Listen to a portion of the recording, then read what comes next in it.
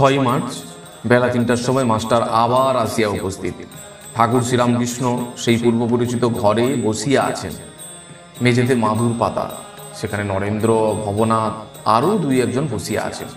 কয়েকটি ছোকরা, 19-20 বৎসর বয়স, ঠাকুর সহাস্যবদন, ছোট তক্তপোষের উপর বসিয়া আছেন আর ছোকরাদের সহিত আনন্দে কথাবার্তা করিতেছেন।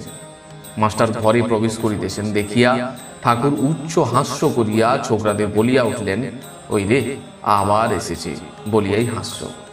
সকলে হাসিতে লাগিল। মাস্টার আসিয়া ভূমিষ্ঠ হইয়া প্রণাম করিয়া বসিলেন। আগে হাত জোর করিয়া দাঁড়াইয়া প্রণাম করিতেন ইংরেজি পড়া লোকেরা যেমন করে, কিন্তু আজ তিনি ভূমিষ্ঠ হইয়া প্রণাম করিতে শিখিয়াছেন। তিনি আসন গ্রহণ করিলে শ্রীরামকৃষ্ণ কেন হাসিতেছিলেন তাহাই নরেন্দ্রাদি ভক্তদের বুঝাইয়া দিতেছেন। দেখো, একটা ময়ূরকে বেলা 4টের সময় আফিম খাইয়ে দিচ্ছিল।